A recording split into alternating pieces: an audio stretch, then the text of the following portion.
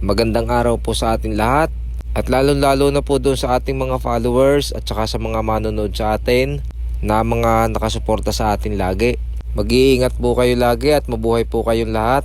Ngayong araw nga po ay tayo magluluto ng ganito. Ari ay kung tawagin sa amin ay sindit ng baboy. Dito naman sa Maynila ay yung mga bahay kaing, kumbagay bahay biik ng baboy. Atin lulutuin na rin ng ganyang kasarap, adobong nagmamantika at natutuyo-tuyo. At ari nga ako ngayon nagpunta sa palengke ngayong araw pero hapon na. Abay ako'y nakachimpo nga ng garni sindit, nakasabit doon sa may babuyan. Kaya yun, hindi ko na pinalampas, aking binili na 2 piraso, 2 sabit na gayaan. Ang timbang na rin ay mahigit 1 kilo din. At sinamahan ko din ng sibuyas at saka bawang ating nga adobuhin. Ang gagawin ko muna din ay hinugasan ko muna ng ayos at bago natin pakukuluan. Lalagyan natin ng pamintang buo at saka lalagyan din natin ng 2 pirasong dahon ng laurel. At ari na, isasalang na natin. Ating isasalang laang are, palalambutin natin ng mga nasa 1 oras laang. At makalipas nga ang 1 oras ay di are ating binalikan, titingnan natin kung malambot na. Pagka yan natutusok na ng tinidor na ganyan at sa palagay nyo yung malambot na ay pwede na nating hanguin yan. At dini nga ay hinango ko na, yan nausok-usok pa. At dahil hapon na nga ay di syempre hindi na natin hihintayin lumamig are. Ating gagayatin na kahit mainit pa, gawa ng are uulamin pa natin ngayong gabi bago ilulutuin pa din. Pag pinalamig pa ay magtatagal pa kaya are gagayatin na natin.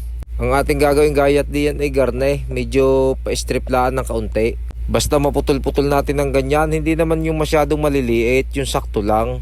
Hindi siya malaki, hindi siya maliit, yung sakto lang ang gayat. At iyan, natapos na natin gayatin. At pati ring ating panggisa, ginayat ko na din yung sibuyas, sili at saka yung bawang pinitpit ko na din. At aray tayo mag-uumpisa ng maggisa. Una muna ay mantika, paiinitin natin. Tapos ilalagay na natin ang bawang pagka mainit na ang mantika. Sasangkusang-kutsahin lang natin ng ganyan. Mas masarap yung medyo brown na ng kaunti yung bawang. At pagka ganyan na ang itsura ng bawang, ay ilalagay na natin yung sibuyas, pati sili, sasabay na natin. Sasangkusang-kutsahin lang natin ng ayos yan para mapalabas natin yung amoy at saka yung sarap ng ating mga panggisa na yan, yung bawang at saka sibuyas. Diyan nga ay maglalagay na tayo ng toyo para lalong bumango. Tatansyahin lang natin at baka naman mapaalat. Maglalagay na rin tayo diyan ng suka. Gayon din tatansyahin din natin at baka naman mapaasim. Pati ang bitsin ilalagay na natin at ating sasangkusang-kutsahin na halu-haluin lang natin ng ganyan.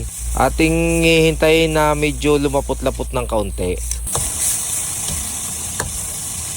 At sa parting iyan ay ilalagay na natin aring ating sindit ng baboy. Lalagyan na rin natin yan ng pamintang pino ring ating ilalagay na are.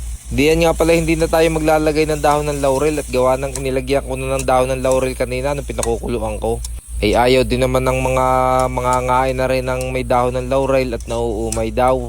Pagka nasangkutsa natin ng ayos yan ay ating tatakpan muna. At makalipas nga ang ilang minuto ay bubuksan uli natin, ating hahalu-haluin ng kaunti. Titikman din muna natin at baka may kulang na lasa o kulang na panlahok, kulang na ricado. Diyan nga ay kulang na suka kaya dadagdagan muna natin ng kaunti. Hahalu-haluin muna uli natin at gawa ng ating nilagyan ng suka. Parehong inilagay natin suka ay humalo ng ayos diyan sa ating niluluto. Tapos ating tatakpan muna uli. At makailang minuto nga ay are ating bubuksan muna ulit. Ating ilalagay na ring oyster sauce, 2 sachet lang na maliit. Ang ganitong oyster sauce ay masarap ilagay sa ganitong luto. Sa ganitong luto yung mga pag-aadobo. Kayo naglalagay ng ganyan ay subukan nyo. At iyan ating nahalo na ng kaunti kaya ating tatakpan muna uli. Bibilang lang tayo ng kahit mga 10 minuto. Para maluto lang yung oyster sauce na huli nating inilagay. At tapos ating bubuksan na uli. At diyan nga sa tansya ko'y luto na yung oyster sauce na inilagay nating huli. Ang gagawin natin ay diare ating titikman muna kung ano ang lasa. At pagka ayos na sa inyo ang lasa ay luto na yan. At titingnan nyo rin kung ayos na rin sa inyo yung sarsa, kung paiigahin nyo pa o ayos na yung naglalapot-lapot laang nakagaya niyan. Para sa akin ay ayos na rin, luto na. Ay siya paano, hanggang sa muli at maraming salamat po.